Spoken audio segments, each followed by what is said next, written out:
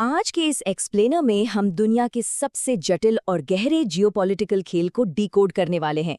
ये मौजूदा वैश्विक संघर्ष ये महज कोई दो देशों की लड़ाई नहीं है, बिल्कुल नहीं, बल्कि ये तो एक बिसात है, एक ऐसा चेसबोर्ड जिसके दांव इतने बड़े हैं कि उसका असर दुनिया के हर एक कोने पर पड़ रहा है। तो चलिए इस अदृश्य शतरंज और उस पर चली जा रही चालों के पीछे की असलियत को समझते हैं। इस सोर्स मटेरियल में एक बहुत ही दिलचस्प कोट है। पूरी दुनिया को एक अदृश्य शतरंज की बिसात मानना, रूस की बर्फीली हवाओं के बीच से पनपी ये एक ऐसी सोच थी जिसने इतिहास की दिशा को ही मोड़ना शुरू कर दिया। ये सिर्फ सत्ता हथियाने की बात नहीं थी, बल्कि ये दुनिया पर अपना कंट्रोल बनाने का एक बहुत ही लंबा और बेहद सोच समझकर खेला गया गेम था। तो चलिए इस टाइमलाइन को समझना शुरू करते हैं, जिसका पहला भाग है सत्ता और पुतिन का उदय। अब ये जो पावर कंसोलिडेशन था ना, ये रातों रात नहीं हुआ। कहानी शुरू होती है 1991 से। सोवियत संघ का पतन हो चुका था और रूस पूरी तरह बिखर गया था। ठीक इसी उथल-पुथल के बीच एक पूर्व खुफिया अधिकारी ने सत्ता के केंद्र में अपनी पकड़ मजबूत करनी शुरू की। बिल्कुल एक माहिर शतरंज खिलाड़ी की तरह व्लादिमीर पुतिन ने एक-एक करके मीडिया, सेना और खुफिया एजेंसीज को पूरी तरह अपने कंट्रोल में ले लिया। सोर्स में बताई गई एक और बात बहुत गौर करने वाली है, और वो है रूस के अंदर का माहौल। वहाँ एक ऐसा नैरेटिव सेट किया गया जहाँ खामोशी ही सबसे सुरक्षित विकल्प बन गई। मतलब जानकारी पर सिर्फ बाहर से नहीं, बल्कि देश के भीतर भी बहुत सख्त पकड़ बनाई जा रही थी। किसी भी तरह की असहमति को सीधे राष्ट्रीय सुरक्षा के लिए खतरा मान लिया गया। जाहिर है, इस कड़े आंतरिक कंट्रोल के बिना ग्लोबल लेवल पर इतनी बड़ी चालें चलना तो मुमकिन ही नहीं था। अब आते हैं दूसरे और सबसे अहम पड़ाव पर, यूक्रेन, जो इस संघर्ष का नया केंद्र बन गया। जैसे ही घर के अंदर सत्ता मजबूत हुई, फोकस एक नए मोहरे की तरफ शिफ्ट हो गया, यूक्रेन। अब देखिए, सोर्स के अनुसार रूस की नज़र में यूक्रेन महज एक पड़ोसी देश नहीं है। इसे एक बहुत ही जरूरी रणनीतिक ढाल और प्रभाव क्षेत्र के रूप में देखा जाता है। इसकी ऐतिहासिक जड़ें बहुत गहरी हैं, जिन्हें शायद अंतर्राष्ट्रीय स्तर पर कई बार अनदेखा किया गया।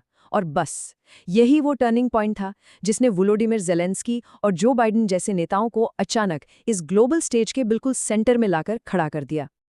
और फिर कैलेंडर पर आया साल 2022। ये कोई आम साल नहीं था, बल्कि एक ऐसा अलार्म था जिसकी गूंज ने पूरी दुनिया को हिला के रख दिया। जिस मिलिट्री एस्केलेशन का लंबे समय से इंतजार था या कहें डर था, वो हकीकत में बदल गया। यूक्रेन के बॉर्डर पर हुई ये हलचल कोई आम सैन्य कार्रवाई नहीं थी। ये एक बहुत ही लाउड एंड क्लियर मैसेज था कि हम एक नए और अनिश्चित युग में कदम रख चुके हैं। इस पूरी उथल-पुथल के बीच एक सवाल है जो अभी भी एक रहस्य बना हुआ है। पुतिन की अगली चाल क्या होगी? पश्चिमी देशों ने अपनी तरफ से पूरी कोशिश की, कड़े आर्थिक प्रतिबंध लगाए, यूक्रेन को भारी सपोर्ट भी दिया। लेकिन सच तो ये है कि रूस की असली रणनीति का सटीक अंदाजा लगाना आज भी एक बहुत बड़ा चैलेंज है। और देखा जाए तो यही अनिश्चितता इस पूरे खेल को सबसे ज्यादा डरावना बनाती है। अब चलते हैं तीसरे हिस्से की ओर, जो इस बात पर रोशनी डालता है कि कैसे ये लड़ाई हथियारों से आगे बढ़कर सूचना और साइबर युद्ध तक पहुंच गई है। ये स्लाइड बहुत ही शानदार तरीके से दिखाती है कि कैसे युद्ध का तरीका पूरी तरह से बदल चुका है। एक तरफ है हमारा ट्रेडिशनल वॉर, जिसमें मिसाइलें और बंदूकें इस्तेमाल होती हैं, लेकिन आज का मॉडर्न वॉर इन सबसे कहीं आगे है। डेटा, साइबर अटैक और इंफॉर्मेशन ये आज के सबसे बड़े और घातक हथियार बन गए हैं। डिजिटल इंफ्रास्ट्रक्चर को जिस तरह से निशाना बनाया जा रहा है, उससे साफ है कि आज की लड़ाई सिर्फ जमीन पर नहीं, बल्कि डेटा के मैदान में लड़ी जा रही है। अब इस इंफॉर्मेशन वॉर को समझना बहुत जरूरी है। यह सिर्फ किसी का कंप्यूटर हैक करने तक सीमित नहीं है। ये नैरेटिव, यानी लोगों की सोच और विमर्श को कंट्रोल करने का एक जबरदस्त हथियार है। ये एक ऐसा साइकोलॉजिकल प्रेशर है जो सामने वाले को ये भनक तक नहीं लगने देता कि अगला वार कहाँ से और कैसे होने वाला है। इस तरह के अदृश्य हमलों का सामना करना, सच मानिए तो ट्रेडिशनल हथियारों से बचने से कहीं ज्यादा मुश्किल काम है। आगे बढ़ते हैं चौथे भाग पर, जहां बात होगी ऊर्जा संकट और पूरी दुनिया की इकोनॉमी पर पड़े इसके भयानक असर की।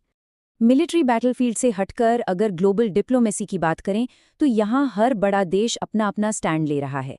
जैसा कि हम देख सकते हैं, अमेरिका और नाटो पूरी तरह से सपोर्ट और सैंक्शंस वाली नीति अपना रहे हैं। चीन इस पूरी सिचुएशन को बहुत ही सावधानी से बस ऑब्जर्व कर रहा है। वहीं भारत का रोल काफी दिलचस्प है। अजीत डोभाल जैसे रणनीतिकारों के दिशा निर्देश में भारत ने एक स्ट्रेटेजिक बैलेंस बना रखा है, यानी सीधे किसी टकराव में पड़े बिना अपने हितों को सुरक्षित रखना। अब जाहिर सी बात है, पश्चिमी देशों के सैंक्शंस के बाद रूस भी चुप बैठने वाला तो था नहीं। उसने एक बहुत ही बड़ा दांव चलाया, एनर्जी सप्लाई का शस्त्रीकरण। मतलब अपनी एनर्जी को ही एक हथियार की तरह इस्तेमाल कर लिया। नतीजा, यूरोप एक गहरे संकट में घिर गया। इसके असर से ग्लोबल इन्फ्लेशन यानी महंगाई रातों रात आसमान छूने लगी और दुनिया भर की सप्लाई चेन्स बुरी तरह टूट गईं। इस चेसबोर्ड पर अब देशों की अर्थव्यवस्थाएं भी मोहरों की तरह इस्तेमाल की जा रही थी। और अब हम आते हैं इस एक्सप्लेनर के आखिरी भाग पर, अनिश्चित भविष्य और एक नई दुनिया की शुरुआत। इस मल्टी लेयर्ड क्राइसिस ने इंटरनेशनल लेवल पर एक बहुत ही गहरा घाव दिया है, और वो है क्राइसिस ऑफ ट्रस्ट यानी भरोसे का टूटना। जो पुराने गठबंधन कभी बहुत मजबूत माने जाते थे, वो आज दरक रहे हैं। दुनिया भर में नए समीकरण बन रहे हैं और हर देश अब सबसे पहले अपनी खुद की सुरक्षा पक्की करने में लगा है। ये किसी एक जंग का नतीजा भर नहीं है, बल्कि एक बिल्कुल नए वर्ल्ड ऑर्डर की शुरुआत है, जहां हर देश दूसरे की तरफ एक गहरे शक की निगाह से देख रहा है। अंत में ये पूरा विश्लेषण हमें एक बहुत ही प्रोवोकेटिव सवाल पर लाकर छोड़ देता है। आखिर इस खेल की अगली चाल इंसानियत के भविष्य को कैसे प्रभावित करेगी? सोचने वाली बात है। अब ये किसी एक देश की हार या जीत का मसला रह ही नहीं गया है। ये इंसानी इतिहास का एक ऐसा चैप्टर बन चुका है जो हमेशा के लिए दुनिया का नक्शा बदल देगा। वो जो अदृश्य बिसात थी ना, वो आज भी बिछी हुई है। और सबसे बड़ा सवाल यही है कि क्या हम सब उस अगली चाल का सामना करने के लिए वाकई तैयार हैं?